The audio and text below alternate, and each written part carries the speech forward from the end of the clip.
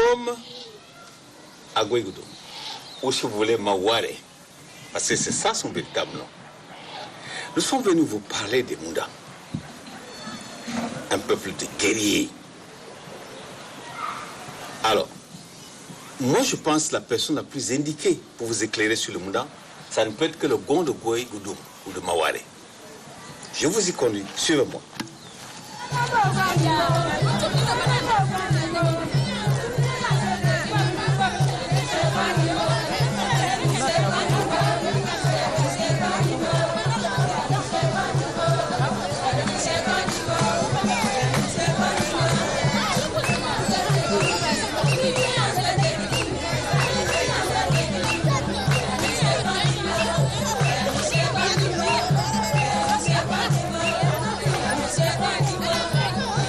Nous sommes à Gouégoudou, dans la superficie de Torok, département du Mayo d'Allah, province du Mayo Kébi Ouest.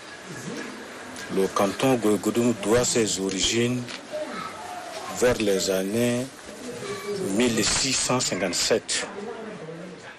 Et le tout premier chef de village répondait au nom de Patenoné.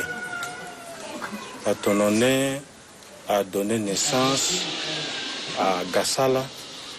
Gassala a donné naissance à Dou. Dou à son tour donne un fils d'Ino Zoutené. Zoutené engendra Dadina, Dadina, que je suis son fils aujourd'hui. Le canton s'émergeait positivement dans le domaine d'agriculture.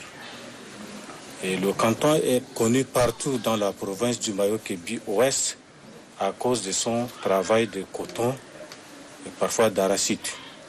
Ça renferme un grand marché hebdomadaire qui se déroule le jeudi et où on voit toutes les couches possibles de la province du Mayo Kébi Ouest, y compris celles de nos voisins du Cameroun. Le canton Gouégoudou a un grand marché de bétail et compte 22 villages actuellement. En ce qui concerne les activités socio-politiques du canton, le canton renferme 8 groupes ethniques différents et qui vivent dans la synergie, l'ambiance de camaraderie, des parentés, des belles familles et autres. N'eût été les événements des années 2018 et 19 qui ont mis à genoux le canton.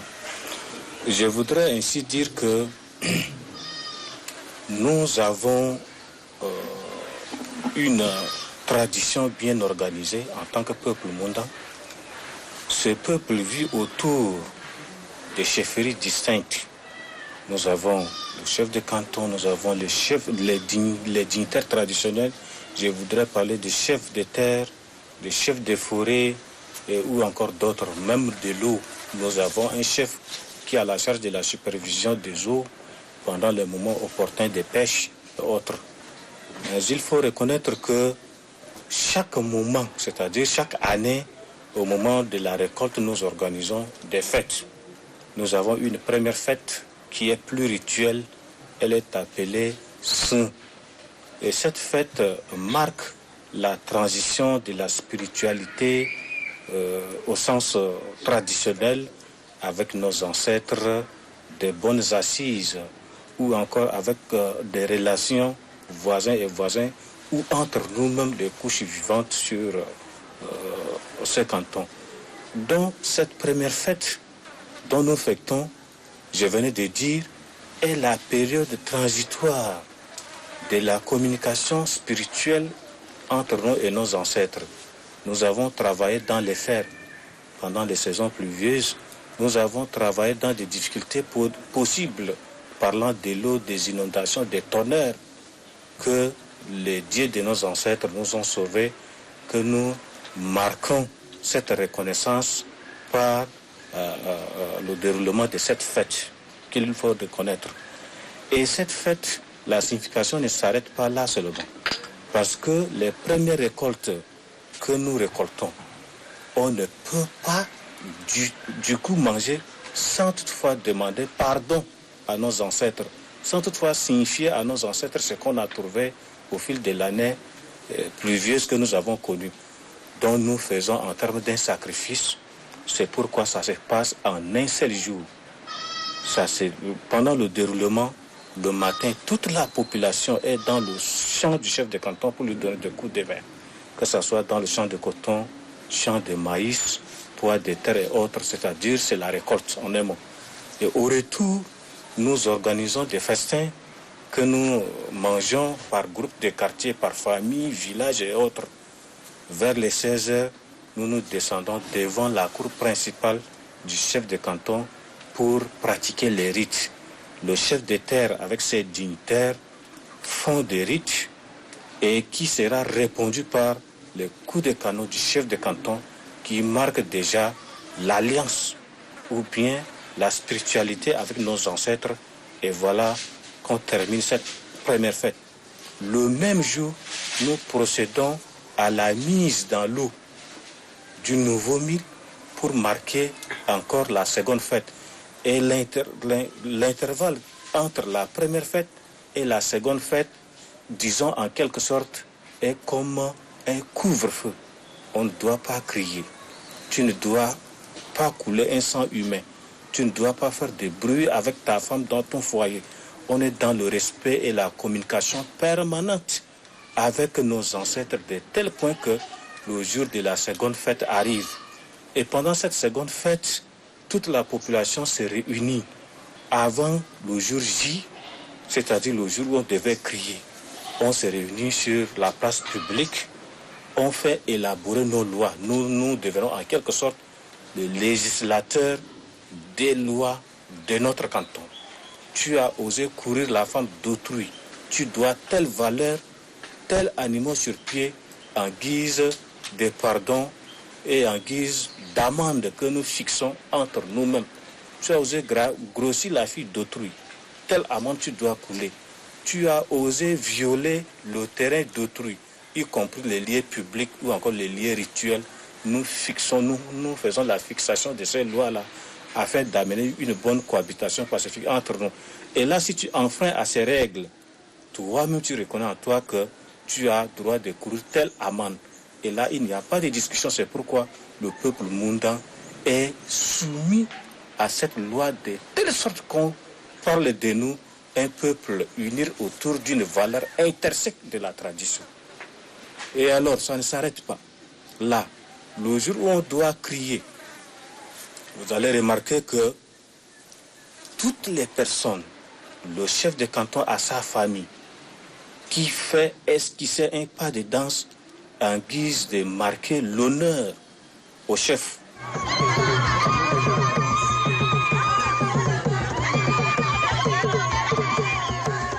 Sous les youx des dames et des populations, le Gond de Gwengoudum est venu ouvrir les festivités liées au Pousseux. Et comme vous pouvez le voir, c'est une danse noble, quelque part esquissée, avec une dignité, comme le fait l'homme Moundang, qui, dans cette danse sacramentale, se retrouve et se reconstitue.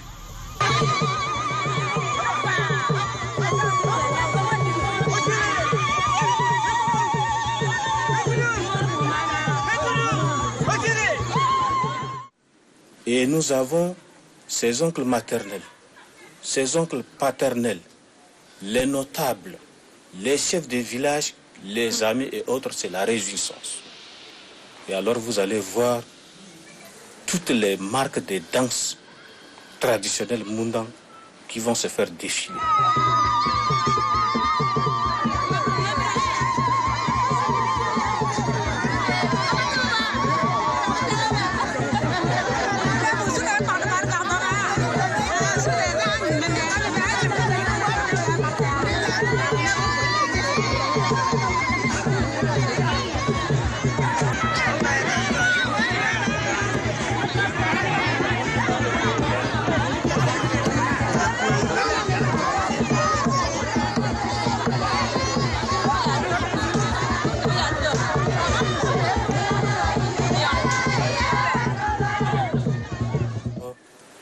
En ce moment précis, on doit reconnaître que le peuple Moundang est en fait traditionnel.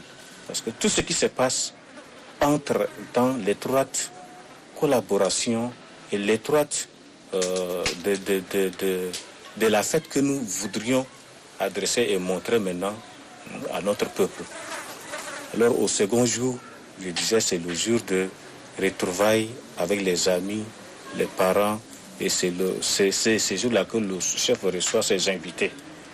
Voilà, le peuple Mundang est organisé autour de différentes sortes de choses qu'on pouvait les citer aussi dans le cadre de notre communication ou bien de notre entretien.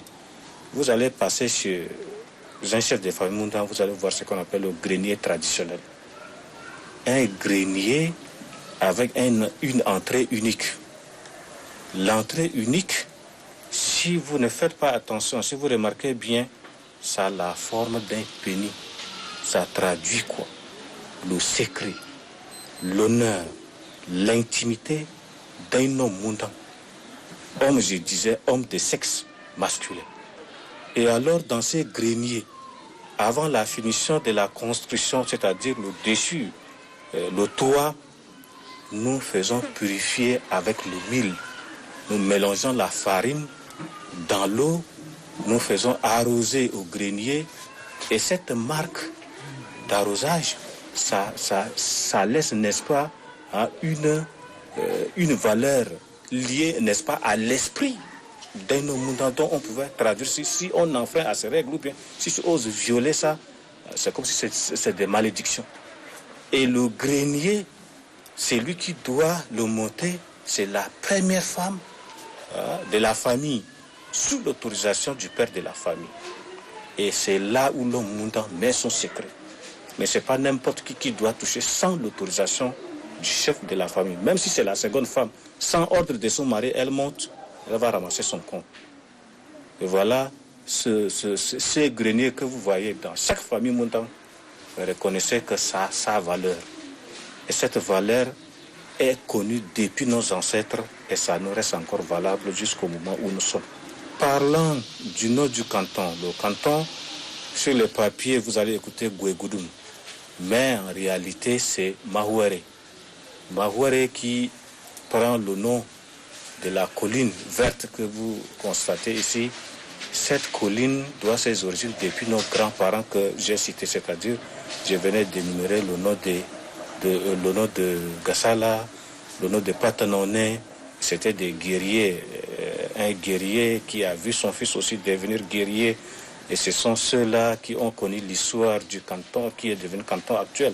Bon, le canton a pris ses origines. Si on pouvait parler, j'avais parlé dans les années 1657. Donc, s'il faut parler maintenant de son érection sur les papiers en canton, c'est en 1968.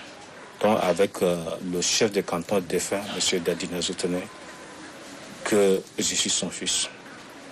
Voilà en quelque sorte, de manière ramassée, de manière disparate, ce qu'on pouvait s'entretenir sur la vie sociopolitique de Gouegoudum. Je venais de parler, n'est-ce pas, de ses origines. S'il faut parler du nombre actuel des habitants, nous nous évaluons au chiffre de 28 654 habitants. La population est agro-silvo-pastorale. D'abord, nous avons déjà parlé de l'agriculture parce que l'agriculture est une activité principale, par excellence même, dans le canton. Par plusieurs fois, le canton battait toujours des records dans la zone cotonnière de l'usine de Pala avec le coton. Je pense qu'on n'a pas baissé les bras dans cette activité. Mais le canton pratique aussi l'élevage. L'élevage en termes de labour, l'élevage sédentaire, il faut dire, parce que c'est des autochtones qui font de l'élevage dans le but de labourer avec, et aussi l'élevage dans le but de la production du lait, ou encore d'autres, des petits ruminants, les chèvres. Nous en avons assez, les ânes. Bon, la liste n'est pas exhaustive, mais tout de même, la population fait aussi de l'élevage. Dans le cadre des activités de pêche, nous avons des rivières qui nous entourent. À partir du mois de janvier, février et mars, la population se livre bien aux activités de pêche. En ce qui concerne la tradition, le Moundan est un peuple organisé autour de sa tradition. Si tu vois un homme Moundan, automatiquement il doit un respect. Pourquoi j'ai dit ça? Parce que c'est resté dans le subconscient d'un homme Moundan. Qui est le chef, qui est le papa, qui est la maman, et le respect débute là. Mais force est de constater que ces derniers temps, les enfants qui sont nés en ville, je dis ailleurs, qui connaissent très mal la contrée Moundan, sont en train de se comporter à la façon qu'on puisse dire que est-ce que ce type-là appartient ou bien à ses origines quelque part. Pourquoi j'ai dit ça? C'est des constats faits. Tout de même, en ce qui concerne l'homme Moundan, le respect de la tradition est marqué comme une tâche indélébile dans la mentalité de cet homme. Depuis nos enfances, quand nous grandissons, le papa a un étranger aujourd'hui, comment on se comporte devant lui? Et combien de fois, si on sort de la concession familiale, comment on traite les autres? Tous les autres sont appelés papa ou bien oncle ou encore maman. Si on trouve un vieillard, on l'appelle grand-père. Si on trouve une vieille femme, on l'appelle grand-mère. Donc, c'est-à-dire que c'est le respect, c'est le respect qu'on doit. Et tu ne fais pas face à un vieux. Quand un vieux vient et vous croisez le chemin, tu lui esquisses le chemin et tu lui dois du respect. Ça traduit quoi? Ça traduit la valeur dont on doit à notre tradition. Si aujourd'hui, un chef à sa place là où il reste, il est absent, si sa chaise est là, personne ne peut s'asseoir dessus. Ça peut même mettre un an. Tant qu'on ne décide pas d'évacuer la chaise, personne ne peut toucher à cette chaise-là. Comme disait Kokumbo dans Charme d'Afrique, on doit à la tradition ce qu'il faut. Mais de nos jours, comme je venais de dire, si ces jeunes qui sont nés ailleurs méconnaissent cette façon de se comporter d'un homme Moundan, ça c'est des sabotages à la tradition et aussi la consommation des produits frélatés et autres alcools que le peuple Moundan ne connaissait pas. Nous, ce que nous connaissons, c'est la bili-bili traditionnelle. Ça se prépare en 3 jours. Ce n'est pas censé boire aux enfants, ce sont les vieux. Et les vieux boivent ça dans les après-midi, ce n'est pas le matin. Mais aujourd'hui, il faut voir, très tôt le matin, les enfants sont déjà dans l'alcool. Dans ce message, nous, en tant que dignitaires traditionnels, nous voudrions révéler l'esprit de tout homme Moundan. Pas seulement Moundan pour le moment, parce que tout Africain a sa tradition, a sa tradition. Et je pense que les traditions se ressemblent en Afrique, un peu à peu près, je disais. Et si dans cette manière de faire, nous ne respectons plus la tradition, nous allons assister à l'enterrement inattendu de nos traditions. Et je pense que, comme disait Alain Foucault dans Médias d'Afrique, un homme sans culture est un monde sans âme. Il faut reconnaître. Donc, nous voudrions, en tant que dignitaires traditionnels, sauvegarder cette valeur de la tradition-là à travers nos messages que nous trouvons des occasions de médias comme ça pour lancer des messages vibrants à l'endroit de tous nos ressortissants, où qu'ils soient, de considérer sa tradition comme son honneur à lui. Pas pour l'autre, mais pour lui-même. Parce que si on ne te reconnaît pas autour de ta tradition, on ne te doit pas du respect. On ne connaît pas qui tu es. On dit, quand on ne sait d'où l'on va, souviens-toi d'où l'on vit. Donc c'est comme ça que nous voudrions que ce respect de la tradition-là soit mis à jour à tel point que nos traditions soient restituées dans leur valeur et que la cohabitation d'antan de l'homme Moundan avec ses voisins et autres soit revenue ou bien revienne de nouveau pour que la cohabitation pacifique au Tchad puisse passer de manière positive. Sans ce respect de la tradition, la bonne cohabitation pacifique, tant enseignée par les autres autorités de l'État, va prendre de l'échec. Ça commence au niveau de la tradition. Si nous connaissons bien notre tradition, si nous connaissons bien maintenir les valeurs de notre tradition, alors on n'a pas besoin de courir derrière une loi quelconque. On n'a pas besoin de courir derrière un code pénal pour parler de quoi, des jugements, des articles. Parce qu'à travers les lois qui sont même dans la coutume, nous établissons déjà un jugement ou bien une justice déjà entre nous. S'il y a déjà des respects, qu'est-ce qu'on peut dire encore plus que ça? Donc, le message que je voudrais toujours adresser à l'endroit de nos ressortissants, c'est de revenir autour de cette tradition. C'est de considérer la tradition comme son quotidien, afin que la bonne cohabitation pacifique, tant enseignée au niveau du village que national, soit remis dans sa valeur. Je vous remercie. Ok, il